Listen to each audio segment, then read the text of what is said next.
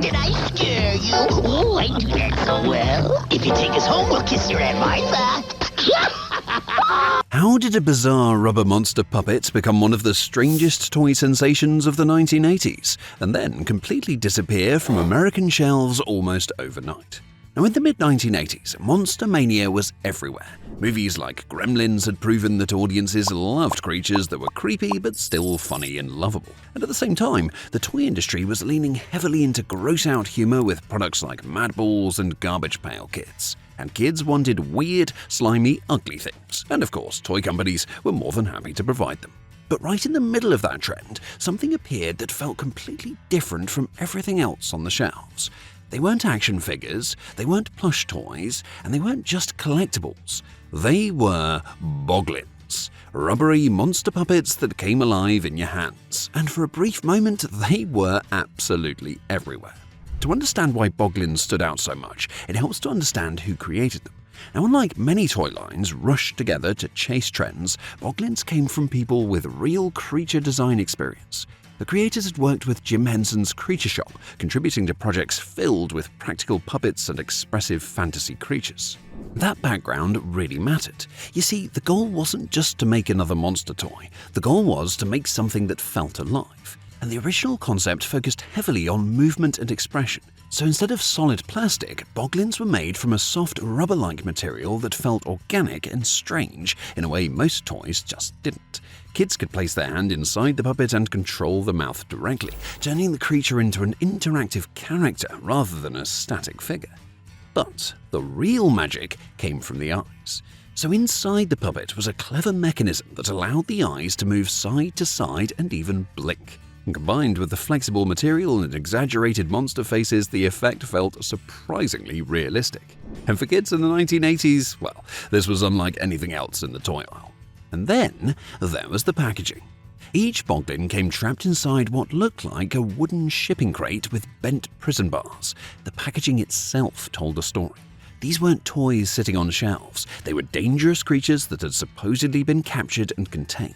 And even better, kids could actually try the puppet while it was still inside the box. A hole in the packaging allowed them to slip their hand inside and test the movements before buying it.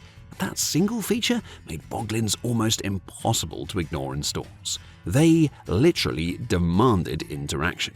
And once kids touched them, they understood the appeal immediately.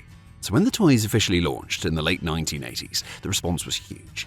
The original lineup featured creatures like Dwark, Drool, and Vlob, and each with their own distinct look and personality. Their weird names, grotesque designs, and expressive faces made them instantly memorable.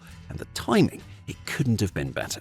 The gross-out craze was still strong, monster culture was everywhere, and Boglins felt unique enough to stand apart from everything else. Sales exploded quickly.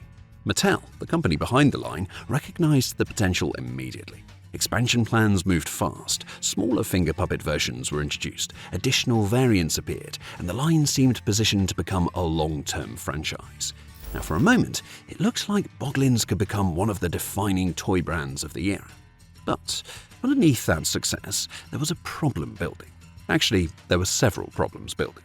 Now, the biggest issue was something almost every major toy line of the 1980s relied on: media support.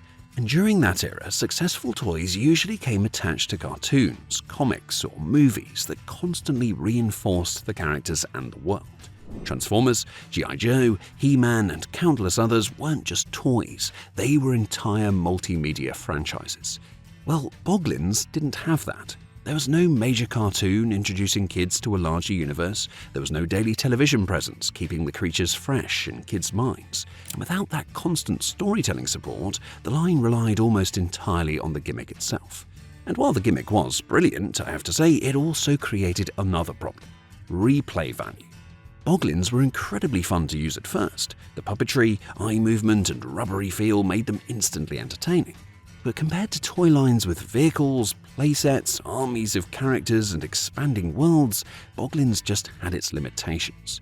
They were interactive, yes, but they weren't expandable in the same way.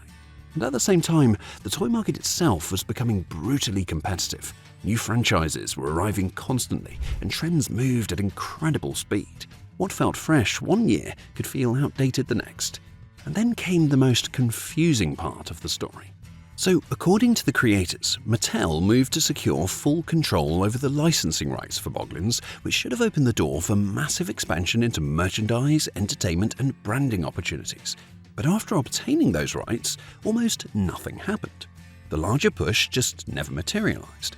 And without aggressive expansion or media support, Boglins started losing visibility. And once visibility drops in the toy industry, momentum disappears fast. So by 1989, only a couple of years after their explosive rise, Boglins were discontinued in the United States. And just like that, they were gone. But strangely, the story didn't end there. Because while Boglins disappeared in America, they became even more successful overseas. In Europe and the United Kingdom, different distributors kept the line alive much longer. New characters, new variants, and spin-offs continued appearing well into the 1990s. There were underwater-themed versions, Halloween variants, miniature collectible Boglins, and multiple expansions American audiences never even saw. And that international success proved something important. The toys themselves weren't the problem. The problem was how they were managed. Back in the United States, Boglins slowly transformed into cult collectibles. Because the original run was relatively short, surviving toys, especially ones still inside their crates, became increasingly valuable over time. And nostalgia, of course, only made them stronger. So for kids who grew up with Boglins, they represented something incredibly specific about the 1980s toy world. They were weird, they were slightly gross, they were interactive, and they were unlike anything else around them. As retro toy collecting exploded online, Boglins developed a dedicated fanbase. Prices climbed, collectors hunted rare variants, and interest in the franchise slowly returned. There were attempts to revive the line over the years, including electronic versions released overseas, but many fans felt those newer toys just missed what made the originals work. The hard plastic mechanisms removed some of the flexibility and puppetry that gave the classic Boglins their personality.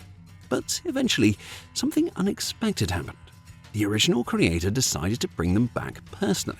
So using crowdfunding and direct fan support, a modern revival launched decades after the original line disappeared. The response proved the nostalgia was real. Fans showed up immediately, supporting new versions designed to stay faithful to the original toys while expanding the world around them. And in an even stranger twist, reports later surfaced that Mattel had regained interest in the property, including discussions about adapting Boglins into a modern movie project. And that possibility says a lot about the lasting power of the design. Because Boglins were never just another monster toy. They felt alive in a way most toys didn't. So, what caused the rise and fall of Boglins? Well, the rise came from incredible design, brilliant packaging, and a level of interactivity that felt revolutionary for the time. They captured the gross-out monster craze perfectly while still feeling completely original. But the fall came from weak media support, limited long-term expansion, and business decisions that prevented the franchise from evolving into something larger. But the legacy survived, because even decades later, people still remember the feeling of slipping their hand into one of those rubber monsters and making it come alive. Some toys succeed because of storytelling, others succeed because of technology. Boglins succeeded because they created an illusion. For a few moments, they didn't feel like toys at all. They felt real.